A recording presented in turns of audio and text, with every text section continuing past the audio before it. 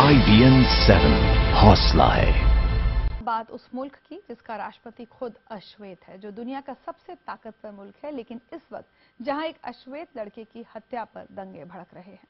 आरोपों के घेरे में है एक गोरा पुलिस वाला जिसने एक निहत्थे अश्वेत लड़के पर 12 गोलियां दागी। अमेरिका का यह मामला नस्ल भेदी हिंसा का धीरे धीरे बनता जा रहा है। भारी तनाव से जूझ रहे फर्ग्यूसन शहर में दो बार इमरजेंसी लगानी पड़ी है। अटॉर्नी जनरल का इस्तीफा तक ले लिया गया है, लेकिन दंगे की शुरुआत आज उस वक्त हुई जब ज्यूरी ने आरोपी पुलिस वाले के खिलाफ कोई केस नहीं बनाया, बल्कि उसे बेकसूर बता दिया। जबरदस्त आलोचना के बाद खुद ओबामा को सामने आकर सफाई देनी पड़ी है।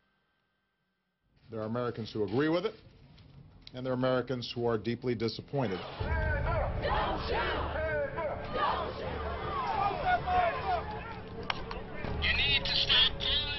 अमेरिका के मिजूरी राज्य का फर्गसन धधक रहा है। हर तरफ आगजनी, कहीं गाड़ियों को आग के हवाले कर दिया गया है, तो कहीं दुकानों को जला दिया गया, तो कहीं घरों में आग लगा दी गई है। हेलीकॉप्टर से ली गई शहर की ये तस्वीरें भयावह है। शहर में जगह जगह धुआं और आग नजर आ रहा है।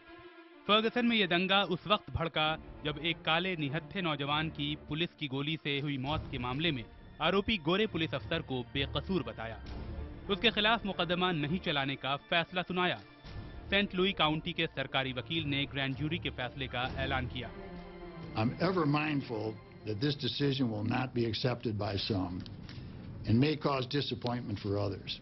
But all decisions in the criminal justice system must be determined by the physical and scientific evidence and the credible testimony corroborated by that evidence, not in response to public outcry or for political expediency.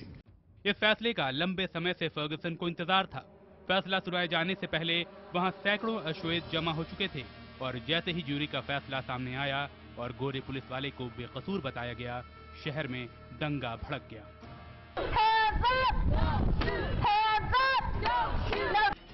हर थोड़ी दूर पर आगजनी, police की गाड़ियों को खास तौर से निशाना बनाया गया। पुलिस दफ्तर में भी आग लगाई गई और देखते ही देखते गुस्से ने नस्लवादी हिंसा का शक्ल ले लिया। श्वेतों के कई बिजनेस स्टोर्स को आग के हवाले कर दिया गया, तो दर्जनों घरों में भी आग लगा दी गई। ज्यूरी के फैसले से भड़की ये हिंसा फर्गसन से निकलकर पूरे सेंट लुई में फैल गई। न्यूयॉर्क समेत कुछ और शहरों में भी प्रदर्शन किए गए। फर्गसन के पुलिस प्रमुख ने कहा कि उन्होंने ऐसी हिंसक रात पहले कभी नहीं देखी थी।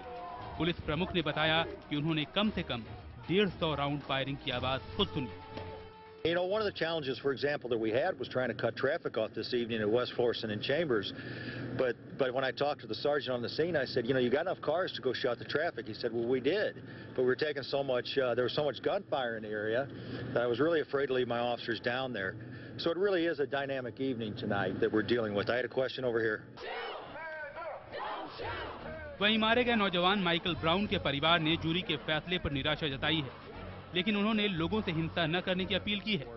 फैसले के तुरंत बाद राष्ट्रपति ओबामा ने भी संबोधन किया और लोगों से संयम बनाए रखने और कानून को अपने हाथ में न लेने की अपील की। ओबामा ने मीडिया से भी कहा कि वो संयम बरते और सनसनीखेज तस्वीरें दिखाने की बजाय ब्राउन के परिवार वालों और समुदाय के नेताओं की बातें दिखाए, जो लगातार शांति बनाए रखने की अपील कर रहे हैं।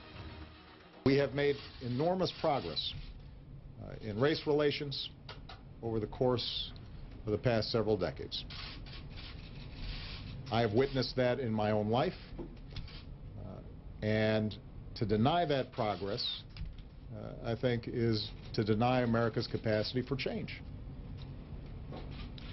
But what is also true is that there are still problems, and communities of color aren't just making these problems up. Separating that from this particular decision, there are issues in which the law too often feels as if it is being applied in a discriminatory fashion. दरअसल ये मामला 9 अगस्त का है, जब Saint Louis के Fergusson में रहने वाले 18 साल के अश्वेत नौजवान माइकल ब्राउन ने एक दुकान से जबरन सिगार का पैकेट उठा लिया। पुलिस को खबर दी गई। थोड़ी ही देर में पुलिस अफसर डैरल विल्सन मौके पर थे। विल्सन की ब्राउन से झड़प हुई और कथित तौर पर विल्सन ने ब्राउन पर 12 गोलियां चलाई, जिनमें से 7 गोली ब्राउन को लगी। इसमें से एक गोली ब्राउन के सिर में ऊपर से मारी गई थी। फर्गसन में 70% अश्वेत रहते हैं। इसी के बाद से यहाँ विरोध प्रदर्शन और निहत्थे ब्राउन को इंसाफ की मांग हो रही थी। और जब ज्यूरी का फैसला आया तो पहले से नाराज लोगों का गुस्सा भड़क गया और मामले ने नस्लवादी हिंसा का रूप ले लिया। Bureau report, IBN 7।